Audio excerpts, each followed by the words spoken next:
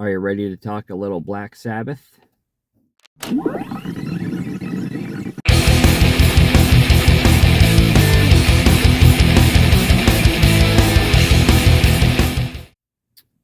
Good evening, everybody. Welcome back to my channel, and thank you all for tuning in. Tonight, I want to talk a little Black Sabbath. Just a quick history with me and Black Sabbath. I don't have much of one. They're a band that I always appreciated, I always respected as the kind of the founders of heavy metal and one of the great classic rock, classic metal acts of all time. Certainly one of the most influential.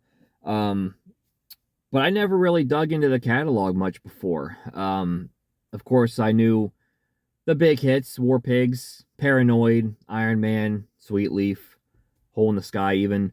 Um, and I liked the songs, but I never really just was that inspired to get into the rest of the catalog for whatever reason. Part of it, I'm not a big Ozzy Osbourne fan, like especially his solo material. Outside of a couple songs, his solo material largely just never did anything for me. I just don't really like him as a singer either. And it's not like I have like a deep dislike for Ozzy so much as I just kind of never really became a fan. So that kind of, I think, carried over into Black Sabbath a little bit. And I kind of just didn't really feel the need to dig into Black Sabbath any more than what was on the surface for a long time, until about a year ago at some point. I came across the song After Forever and was like, wow, if this is what I've been missing out on all this time, I need to dig a little deeper. So that's what I did. I've begun going through the catalog, collecting some albums, and what I want to share with you now is my thoughts on the Ozzy Osbourne and Ronnie James Dio era Black Sabbath albums. I have not listened to all the Tony Martin ones yet. So far I've only listened to one, but I don't want to. I'm not going to talk about those right now. I just want to focus on the classic Ozzy and Dio era albums. I'm going to share my thoughts on each one at the end. I'm going to give you my ranking of them. So, starting off with the very first Black Sabbath album, I have to say that I actually like this album better than I thought I was going to. What little I knew about it going in, I knew the title track. Kinda, it's not something that I hear like as often as, War Pigs or whatever, but I had heard it before. I had heard bits and pieces of it here and there throughout the years, and it just has that like kind of slow, doomy kind of thing to it, and it's it's fine. It's not really kind of quite for me, even though I do kind of like it.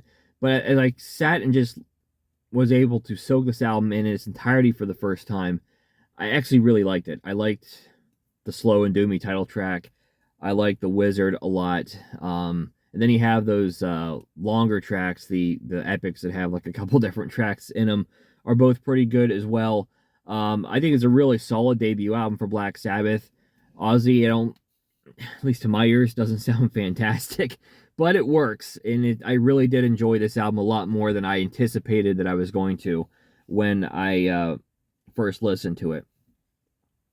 Next up, we have Paranoid, the band's second album, also released in 1970. I was a little more familiar with this album than the first one. Of course, you've got like the big hits: War Pigs, Paranoid, Iron Man, Planet Caravan, which I knew. I had heard the Sabbath version. I had also known the Pantera cover, and not a big fan of either, to be honest with you. Other than that, though, like even for as overplayed as War Pigs, Paranoid, and Iron Man can be, I don't find myself that tired of them. I can still enjoy them a lot. And you got the second half of this album's got some great tunes as well, with like Electric Funeral, Hand of Doom, Fairies Wear Boots, especially Electric Funeral. I dig that song a lot. So Paranoid, really good, really solid album. I think Black Sabbath really coming into their own and kind of honing their style here on this one.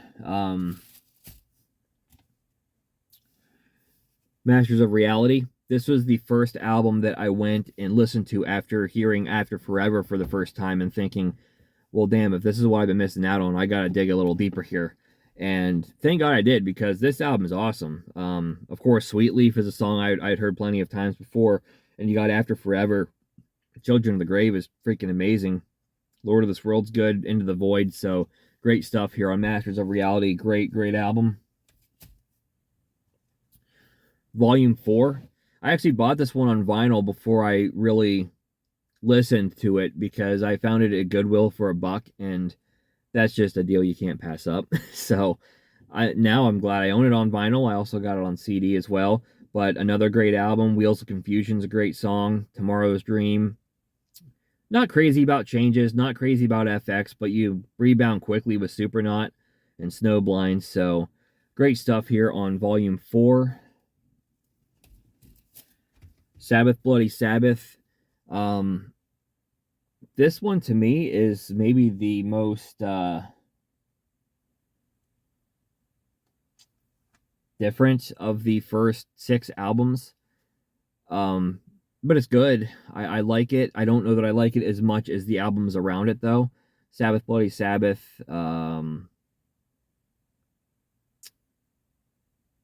Yeah, all the songs are decent. I just don't think I don't think this one clicked with me quite as much as the albums around it, but still really good. That brings us to Sabotage, which is a fantastic album. Hole in the Sky, Symptom of the Universe, Megalomania, Thrill of It All, The Writ, top to bottom, awesome record. In retrospect, I got to go back and update my 1975 top 10, because this album definitely belongs in there.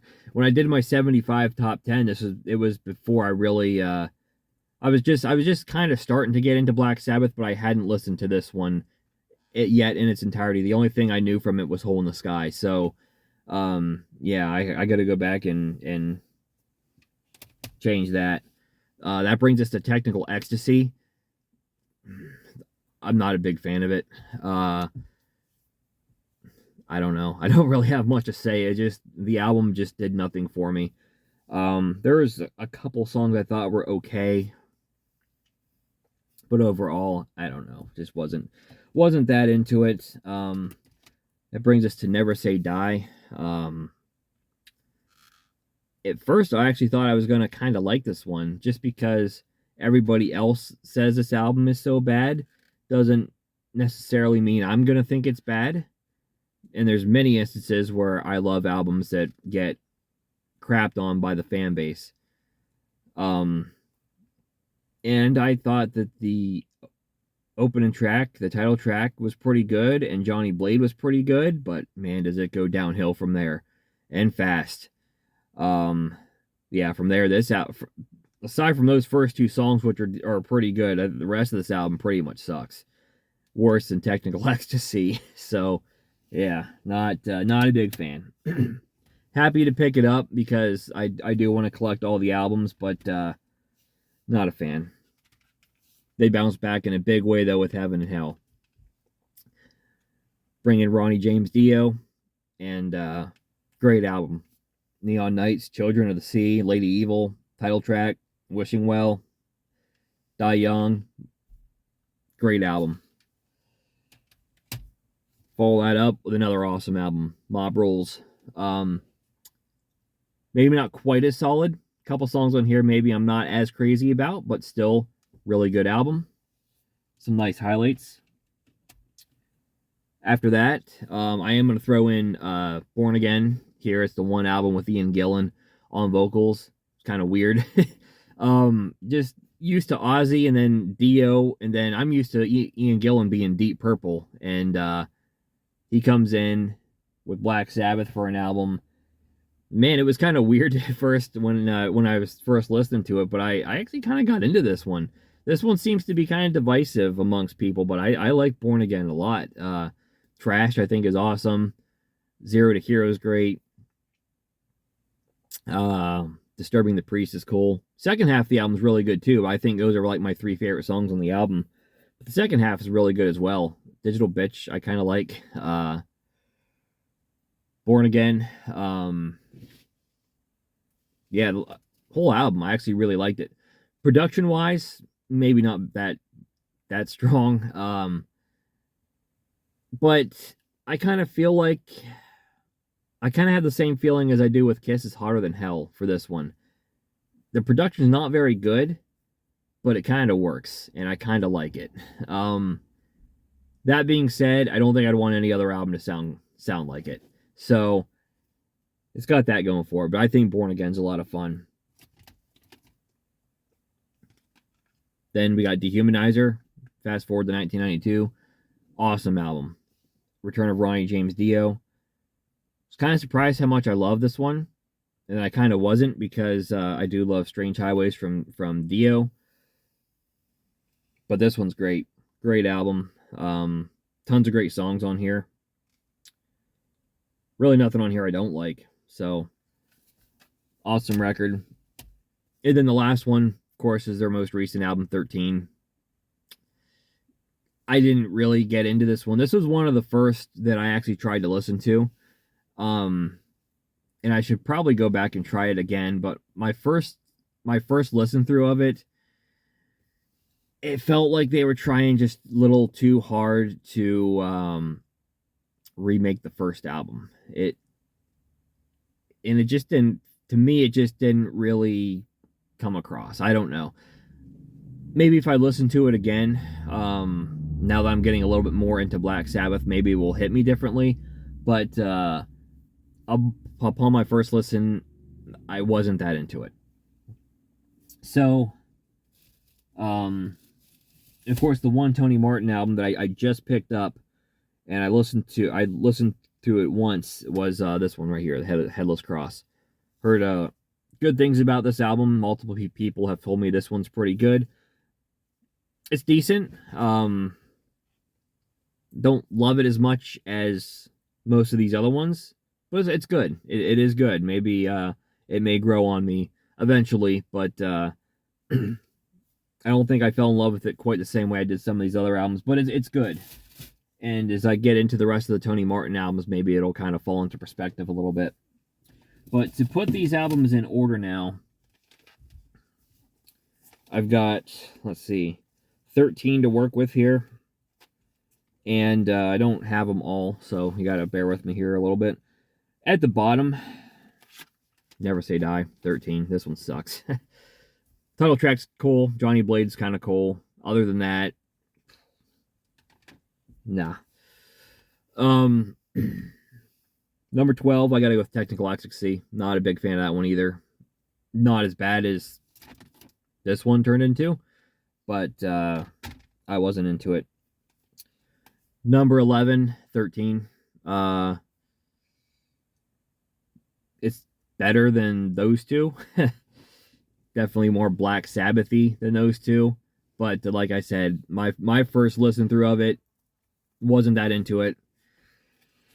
That's one that I'll have to try again at some point, but like I said, I wasn't that captivated my first go through with it. The rest of these albums, I think, are all awesome. So you kind of get the three there that I don't care for, and now all the rest of these I think are pretty awesome. Number 10, I would go with the debut, Black Sabbath. I did like it better than I thought I was going to. And I have this weird thing. I don't know why it is. I don't know if it's like a subconscious bias I have, but for some reason, bands' debut albums are almost never amongst my favorites, regardless of who it is. Kiss, Aerosmith, Van Halen's kind of the exception, though their debut is not my favorite, but I love it. But like Rush, Deep Purple, Black Sabbath, Zeppelin, Beatles, and Please Please Me. Rarely ever is a band's first album one of my favorites. And Black Sabbath is not really an exception. It's not one of my favorites, but I actually really did like it more than I thought I was going to. But I would put it in 10th. 9th, Mob Rules. Got a couple songs on here I wasn't crazy about, but the highlights on here are awesome. Turn Up the Night's great. Voodoo's great. The Mob Rules is great. So definitely got some highlight material there. Number 8, Sabbath Bloody Sabbath. I like this one. Just the albums around it, to me, I like better. Number 7, this might be low for some people. Paranoid. Maybe it's just because I'm most familiar with this one because I had heard it before, and especially you got the big hits on here, which I like. You know, I'm not really that burnt out on War Pigs or whatever, but the rest of these are a little fresher to my ears. Number 6, Volume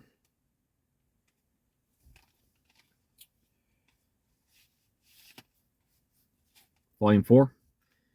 I like this one a lot. Wheels of Confusion, Tomorrow's Dream. Just kind of got that little hiccup right after that with changes in FX, which I'm not like real crazy about, but the rest of this album, pretty awesome. Number 5, Heaven and Hell. Solid album. Fantastic all the way through. Neon Night's probably my favorite song on here, but awesome record from top to bottom. Number 4, this is where I'm putting Born Again.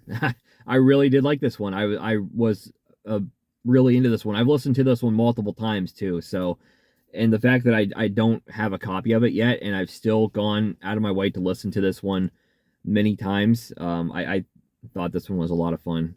So, I see a lot of people have this one really low. Some people have it kind of high, but I dig it. I think Born Again's a lot of fun. Number 3, Masters of Reality. Love After Forever. Love Children of the Grave. That's my favorite Black Sabbath song so far. Sweet Leaf, Lord of this World, Into the Void. I even like the instrumentals, Orchid and Embryo. You got Solitude, which is so okay. Not a favorite, but not bad. So Masters of Reality for me comes in 3rd. I'm really torn between these top 2. Like these top 2 are really, really close for me, and there's a large part of me that actually wants to put this one at number 1, but when I sit and weigh these 2 albums out, I can't quite put it at 1, but damn do I love Dehumanizer. I'm going to put this one number 2. So many great songs on here. You got Ronnie James Dio, of course, sounding as great as ever. Computer God is fantastic. After All the Dead is awesome. TV Crimes is great. Time Machine might be my favorite song on here. Sins of the Father, Buried Alive, fantastic record all the way through.